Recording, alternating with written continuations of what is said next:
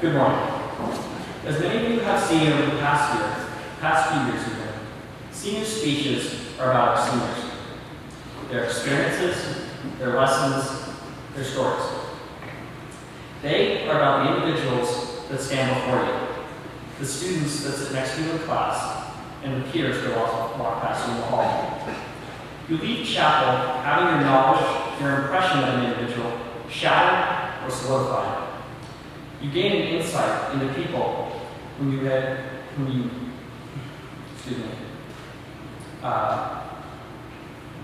gain insight into people who you may have never spoken to.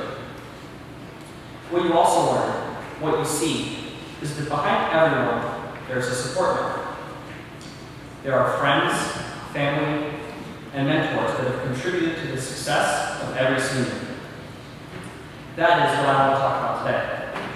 Having a support system, having mentors, has been an important aspect of my life. It has helped me learn, helped me grow, and helped me overcome a number of obstacles throughout my high school career. To begin, I need to say a few things about me. For those of you who don't know me, I'm Sam Tobio, just a regular student. I go to class, I try and get good grades, I participate in sport, and I have a few hobbies.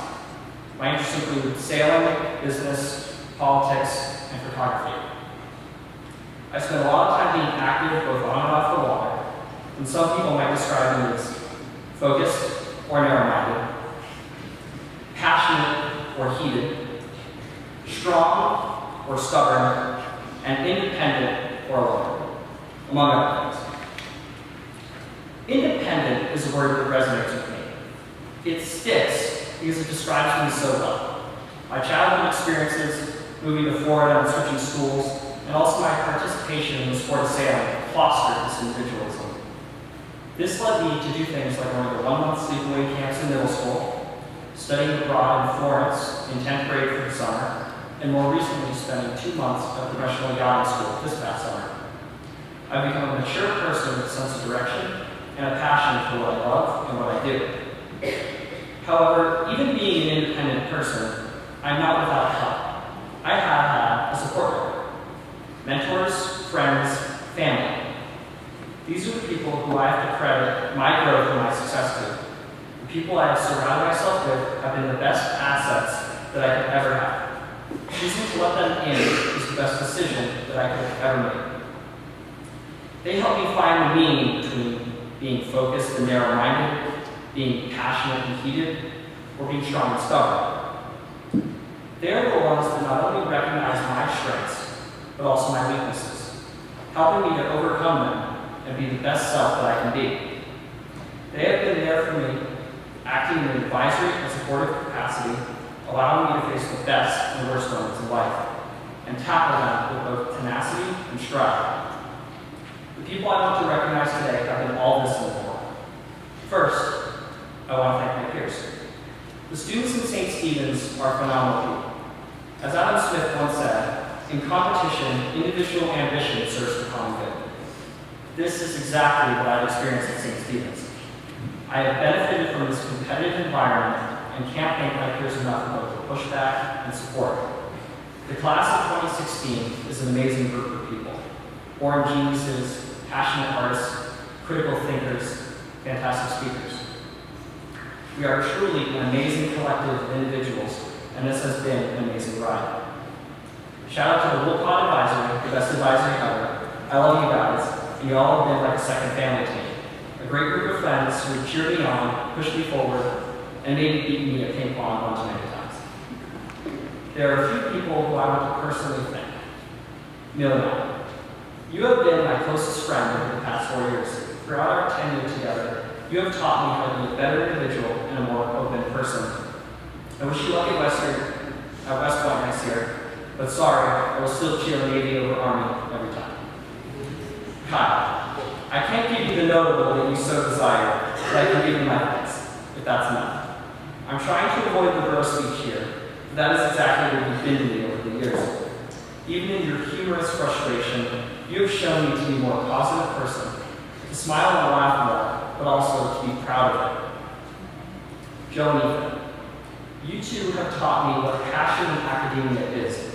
Seeing your love for language and history inspired me to pursue economics and business, to make my schoolwork something that I really enjoyed. And to a few others, while not all of you have been my close friends, you taught me a lot about who I am and who I ought to be. Thank you for everything, guys. Next, I want to thank my sailing coaches. When I quit sailing during my freshman year, I never knew that it would become the worst mistake of my life. When my mother brought me back into sport, I never expected what they gave me. They treated me like an athlete with unlimited potential. Despite my initial poor finishes, they helped me learn and instilled a new competitive nature in me, as well as a love for the sport. Now, I'm more of a sailor than I've ever been before. I never thought I'd be sailing in professional circuits at such a young age. Now I'm off to sailing at college, and it's all thanks to that. Now, Mr. Hertrick. When I entered your AP Lane class as a junior, I was a C-level writer. Cohesive thought was impossible, and rambling, run-on sentences plagued my work. I initially thought I had made a mistake, taking a class too difficult for my elementary skills anyway. However, I soon learned why I was in your class. I didn't need the AP credit. I needed to relearn how to write academic and analytical pieces. This is exactly what I took out of the class. My writing is now far improved. Both my college essays and academic writing are now of much better caliber. However, I learned more than just how to write. I learned to stop kidding myself, become more focused, and become more critical of myself. This is how you taught the class, Mr. Hertrick, and it had a tremendous impact on my persona and self-awareness. Your guidance and support go beyond the classroom, as we often had meetings to talk about school or just general conversations. This is a true example of how learning can go beyond the classroom. I can't thank you enough for all of that. Mr. Nelly, I hope you recognize the Adam Smith quote I used earlier. I did learn it in your economics class.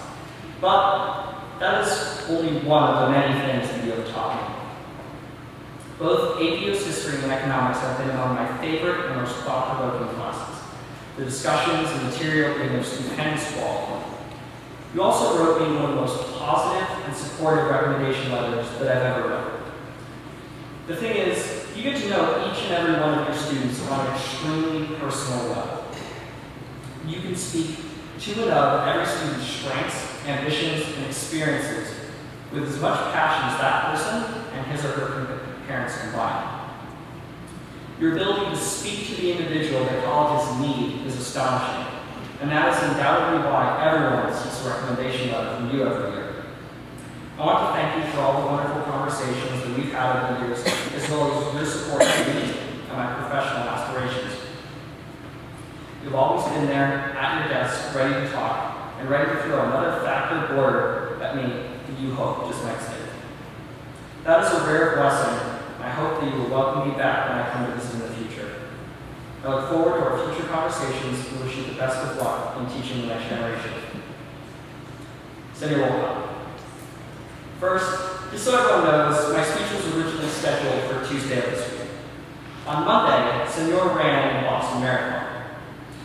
He did not know that I had moved to Friday's chapel and planned on being at school the next morning to listen to my speech. Lo and behold, he was here, bright and early, running Carline like he always is.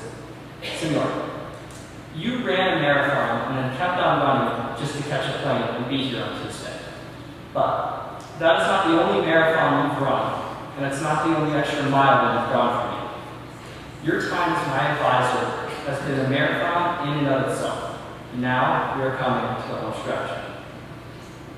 From dealing with my obnoxious freshman self to voicing mutual frustrations and soon parting advice, you've done it all for me.